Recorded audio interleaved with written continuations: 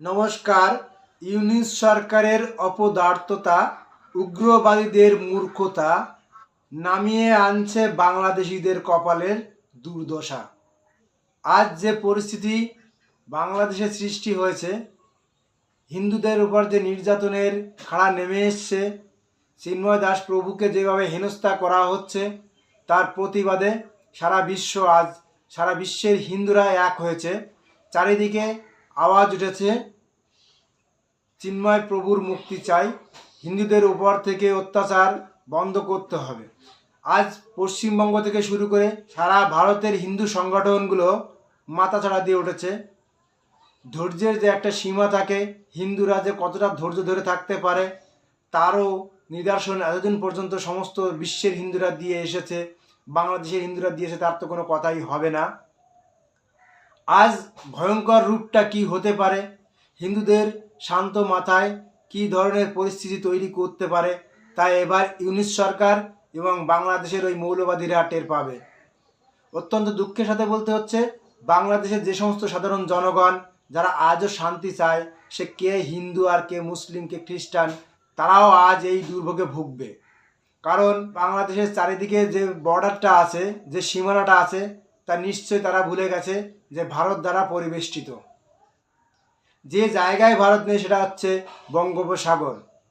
এবার থেকে তাদের খাদ্য, বস্ত্র, যে সমস্ত সাহায্য সহানুভূতি আসে, তা ওই বঙ্গোপসাগর থেকেই নিতে হবে।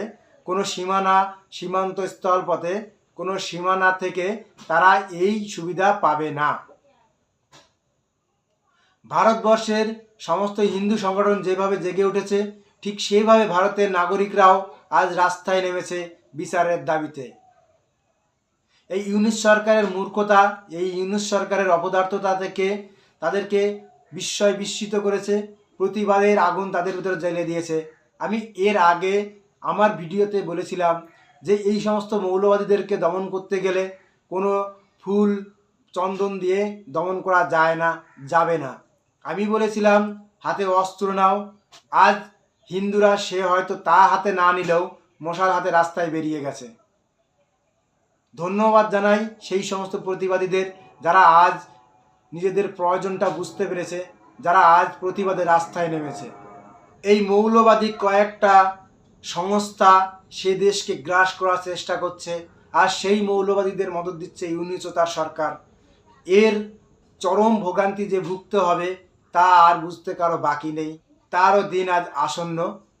ইউনিস সরকার যে অত্যাচার নির্যাতন হিন্দুদের উপর করেছে, তার চরম ফলাফল চুকাতে হবে।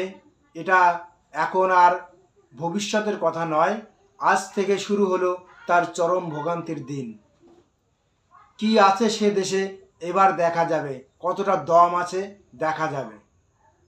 হিন্দুরা আজ অস্ত্র নিয়ে নয়, সবে মশাল হাতে রাস্তায় বেরিয়েছে। আজ পড়ে পড়ে মার খাওয়ার জন্য বাংলাদেশে কোনো হিন্দু পড়ে নেই।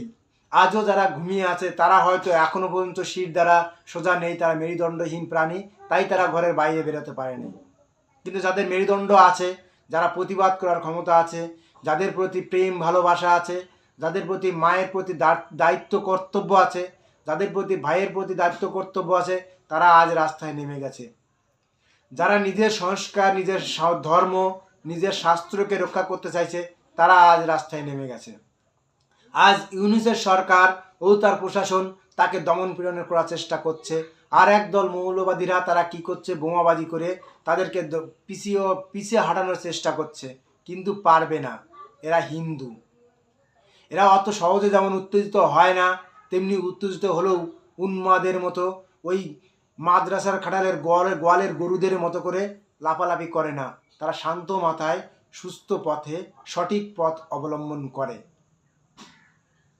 বাংলাদেশের হিন্দুদের উপর এবং চিন্ময় প্রভুর উপর যে অত্যাচার করেছে, তার প্রতিবাদে যেমন সারা বিশ্ব আজ মাথা তুলে দাঁড়িয়েছে, সারা বিশ্বের হিন্দু থেকে শুরু করে সমস্ত সংখ্যালঘুরা যেভাবে একের পর এক প্রতিবাদে নেমেছে, আজ ভারতবর্ষের প্রত্যেকটা কোনায় কোনায় তার প্রতিবাদের আঁচ পড়ছে।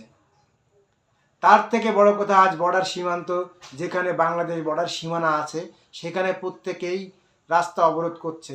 এবার রাস্তা অবরোধ সবে শুরু হলো, এরপরও যদি ইউনিস সরকারের কানে জল না যায়, ইউনূস সরকারের বোধহয় না হয়, এরপরে আরও চরম পরিস্থিতি ইউনূস সরকার ও তার উগ্রবাদীদের জন্য প্রস্তুত করা হবে। এদেশের জনগণ যেমন শান্ত, যেমন ভদ্র, যেমন ফুল দিয়ে মানুষকে পূজা করতে পারে, তেমনি মানুষের পাশে দাঁড়িয়ে অত্যাচারীদের কীভাবে দমন করতে হয় তাও ভালো করে জানে।